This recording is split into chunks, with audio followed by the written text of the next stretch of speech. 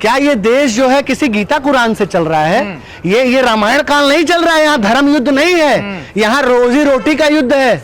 यहाँ जब भूख लगेगी ना तो आपको वेद और गीता और कुरान और वो काम नहीं आएगा। जिसका शोरूम फूंक दिया गया, सैकड़ों मुसलमानों के घर जला दिए गए। आज उन मुसलमानों से जाकर के पूछिए, उनके घरों में मातम है। उन हिंदुओं से पूछिए, जाके गोपाल मिश्रा की माँ से पूछिए कि उसके दिल पे क्या बीत रही है। और जब तानाशाह की कुर्सी खतरे में होगी तब तक इस तरीके के दंगे फैलेंगे, इस तरीके की धार्मिक उन्माद होगा। इस देश की जनता को यह तय करना है। आज आपने सही प्रश्न पूछा। आज अमित शाह का लड़का इस देश के सबसे अमीर क्रिकेट बोर्ड का अध्यक्ष है। वहां कोई आम आदमी नहीं जा सकता है। पूरी दुनिया के सबसे अमीर क्रिकेट बोर्ड का अध्यक्ष है। जैसा राजनाथ सिंह का बेटा विधायक है, ओम बिरला की लड़की जो है वो IAS है। लेकिन इस देश के गरीब किसान मजदूर का जो लड़का है वो आज दर दर की ठोकरें खा रहा है। आज वो बेरोजगार है, वो डिप्रेशन में है। अरे जिस देश में हर दिन 4 युवा आत्महत्या करता हो, जिस देश में 45 साल में सबसे ज्यादा नहीं, आप गोदी मीडिया की भाषा मत बोलिए कि मैं ब्राह्मण हूँ और आप दलित हैं और ये ठाकुर हैं। इसी विचारधारा से इस देश को खतरा है। संविधान सबको इंसान बताता है। हम पहले इंसान हैं, बाद में हम जिस संप्रदाय में है, जिस धर्म में है। तो पहले इंसानियत से बड़ा कोई धर्म नहीं है। अतुल त्रिपाठी को धर्म नहीं बचाना नहीं, अतुल त्रिपाठी को इस देश का भविष्य बनाना है। अतुल त्रिपाठी को इस देश की स्वास्थ्य व्यवस्थाओं को सुधारना है। इस देश में जो गरीबी है उसको मिटाना है। अतुल त्रिपाठी को इस देश के दलित वंचित शोषितों के उत्थान के लिए काम करना है। ये धर्म, क्या ये देश जो है किसी गीता कुरान से चल रहा है? ये रामायण काल नहीं चल रहा है। यहाँ धर्म युद्ध नहीं है, यहाँ रोजी रोटी का युद्ध है। यहाँ जब भूख लगेगी ना तो आपको वेद और गीता और कुरान और वो काम नहीं आएगा। इस देश के युवा को समझना पड़ेगा कि धर्म, ये देश धर्म की किताबों से नहीं चल रहा है, संविधान से चल रहा है। अगर आप संविधान बचाओगे तभी आप बच पाओगे, और संविधान सर्वोपरि है। भाजपा के नेता तो खुलेआम कहते हैं बड़े बड़े मंचों से कि ये धर्मनिरपेक्षता को नहीं मानते। भारत के संविधान की मूल भावना जो सेक्युलरिज्म है, जो पार्टी उसी को नहीं मानती है, तो इस देश में दंगे होना लाजमी सी बात है। इस तरीके की हिंसक जो राजनीति चल रही है उसको अब अंत उसका करना पड़ेगा। क्योंकि आने वाला भविष्य इससे खराब हो रहा है। और पूरी दुनिया आज मेटावर्स की बात कर रही है, AI की बात कर रही है, 7G की बात कर रही है। अभी एलन मस्क ने एक रॉकेट जो है वो रीलॉन्च कर दिया है, और वो अब रॉकेट के क्षेत्र में कितनी बड़ी क्रांति हो रही है। स्पेस में हम क्रांति दुनिया कर रही है। और हम आज भी इन मंदिर मस्जिद के जो है झगड़ों में पड़े हुए हैं, एक दूसरे के घर जला रहे हैं। आप बताइए कि जिसका शोरूम फूंक दिया गया, सैकड़ों मुसलमानों के घर जला दिए गए। आज उन मुसलमानों से जाकर के पूछिए, उनके घरों में मातम है। उन हिंदुओं से पूछिए, जाके गोपाल मिश्रा की माँ से पूछिए कि उसके दिल पे क्या बीत रही है। आखिर कब तक ये देश जो है गोपाल मिश्रा जैसे बच्चों की कुर्बानी देगा? ये हिंसक और सांप्रदायिक भरी राजनीति बंद होनी चाहिए। मैं भावुक हो रहा हूँ। मैं इस देश के लोगों से अपील कर रहा हूँ कि आप भाजपा जैसी, RSS जैसी सांप्रदायिक विचारधारा फैलाने वाली संगठनों से दूर रहें, उनका त्याग करें, क्योंकि ये आपके भविष्य के लिए खतरनाक है।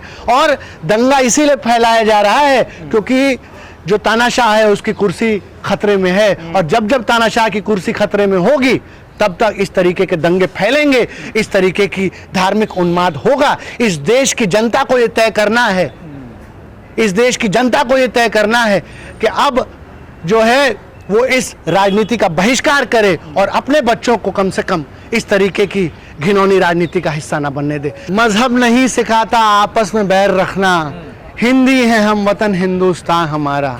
आज जिस तरीके से इस हिंदुस्तान रूपी गुलदस्ते को, जिसमें हर तरह के धर्म, हर तरीके की जातियां, हर तरीके के संप्रदाय सौहार्द पूर्वक, शांति पूर्वक रहते हैं, ये गुलदस्ता जिसमें हर रंग का फूल खिलता है, आज हिंदुस्तान रूपी गुलदस्ते को किसी की नजर लग गई है और जिस तरीके से ये माहौल बनाया जा रहा है, जिस तरीके से भाई को भाई से लड़ाया जा रहा है धर्म के नाम पर, सिर्फ और सिर्फ अपनी सांप्रदायिक राजनीति को साधने के लिए, इससे बड़े शर्म, दुख और पीड़ा की बात नहीं हो सकती है। आज अगर गांधी जी होते तो रो रहे होते, आज अगर अंबेडकर जी होते तो रो रहे होते, आज अगर शहीद आजम भगत सिंह होते तो रो रहे होते।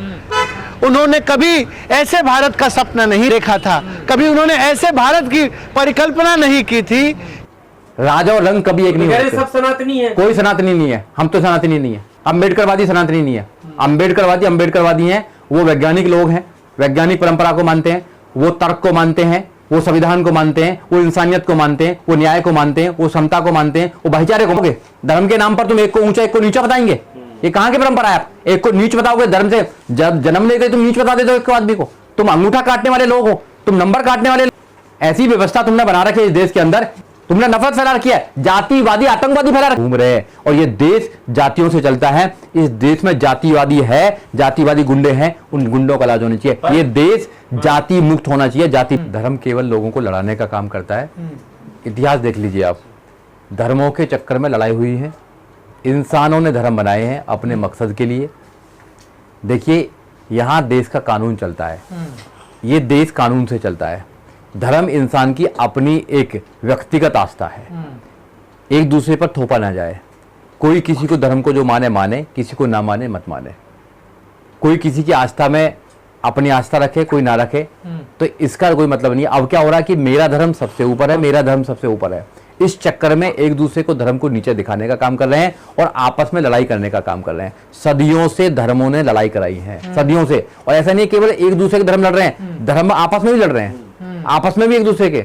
मुस्लिम समाज आपस में मुस्लिम समाज से लड़ रहा है, हिंदू समाज आपस में हिंदू समाज में लड़ रहा है। 3000 साल से हिंदू समाज ने, जो ब्राह्मण है या और ऊपर के लोग, उन्होंने दलित समाज का शोषण किया है। तो ऐसा नहीं है कि एक ही तुम धर्म के लोग हो तो तुम बच जाओगे, शोषण करने वाले धर्म में भी शोषण करते हैं। इसलिए मुझे लगता है कि इंसान को अच्छा जीवन जीने के लिए ना तो धर्म की आवश्यकता है, ना किसी ऐसे चीजों की आवश्यकता है जो करेगा उसको एक अच्छा कहा जाता है जो धार्मिक नहीं वो इंसान ही नहीं हो उसको सकता। एक अच्छा नागरिक बनने की जरूरत है, उसको कानून को पालन करने की जरूरत है। भारत एक डेमोक्रेटिक देश है, भारत में एक संविधान है, लिखित संविधान है, भारत संविधान से चलता है। इसलिए एक इंसान को संवैधानिक होना बहुत जरूरी है, कानूनविद होना जरूरी है, धार्मिक होना जरूरी है एक अच्छे इंसान को। देखिए धार्मिक होना कोई जरूरी नहीं है। धार्मिक अपनी एक, आप धार्मिक हो ना हो क्या फर्क पड़ता है, मगर आप कानून को मानने वाले तो होने चाहिए। अगर कानून को नहीं मानेंगे तब जेल जाएंगे। आप धर्म को मानते मत माने क्या फर्क पड़ता है, कोई जेल भेजेगा आपको? नहीं भेजेगा। धर्म आपकी एक पर्सनल आस्था है, मगर कानून जो है वो पर्सनल आस्था नहीं है। आप कह रहे हैं फर्क नहीं पड़ेगा, यहाँ लोगों की हत्या हो जाती है। कानून आपको मानना ही पड़ेगा। देश के कानून को अगर नहीं मानेंगे आप, तो फिर आपके साथ में देश क्या करेगा वो आपको अच्छी तरह पता है। पर जब एक होने की अगर वो बात कह रहे हैं तो एक मुट्ठी ताकतवर होती है ना, उसमें बुराई क्या है? देखिए ऐसा है, एक प्रकार के लोग एक विचारधारा के लोग हो सकते हैं।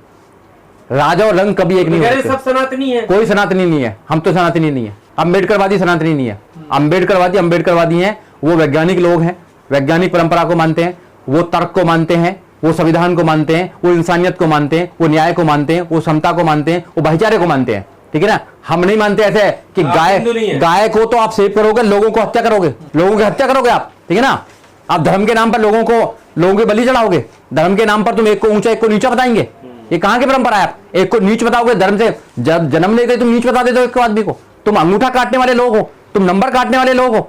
आप बताइए, ऐसी व्यवस्था तुमने बना रखी है इस देश के अंदर, तुमने नफरत फैला रखी है, जातिवादी आतंकवादी फैला रखे हैं तुमने घरों में। तो अब तो देखिए संविधान लागू है, देखिए सब जात पात खत्म हो गई, अब भी आप जात पात की बात राइफल वाले आतंकवादी से ज्यादा खतरनाक है जातिवादी आतंकवादी। वो हर घर में मिलेगा तुम्हें, जातिवादी आतंकवादी। वो कब तुम्हारा माइंड खराब कर देगा, कब तुम्हारा डिप्रेशन में ला देगा, कब तुम्हारा पूरा कॉन्फिडेंस को लूज कर देगा। ऐसे जातिवादी गुंडे यहां घूम रहे हैं और ये देश जातियों से चलता है। इस देश में जातिवादी है, जातिवादी गुंडे हैं, उन गुंडों का इलाज होना चाहिए। ये देश जाति मुक्त होना चाहिए, जाति विहीन होना चाहिए। आखिरी सवाल, जैसे अभी आपने कहा जातिवादी, अब तो संविधान लागू है, बाबा साहब का संविधान लागू है इस देश में, कहाँ जात पात है? सब बराबरी का अधिकार दिया है ना संविधान ने।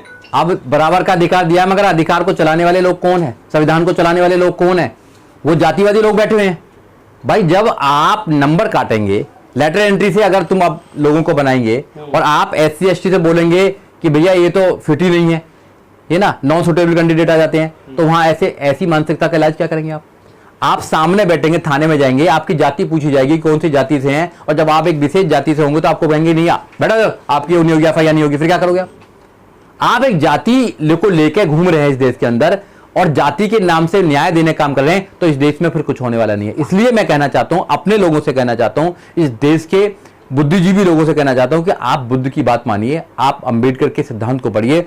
अंबेडकर ने इस देश में संविधान दिया है, समता, स्वतंत्रता, भाईचारे, न्याय का सिद्धांत दिया, उस सिद्धांत को मानिए। उसी सिद्धांत से देश में भाईचारा पैदा हो सकता है, उसी सिद्धांत से देश को महान बनाया जा सकता है, और दूसरा कोई सिद्धांत नहीं है। ऊंच नीच से, नफरत करने से, धर्मों में नफरत करने से कभी भी देश महान नहीं होता।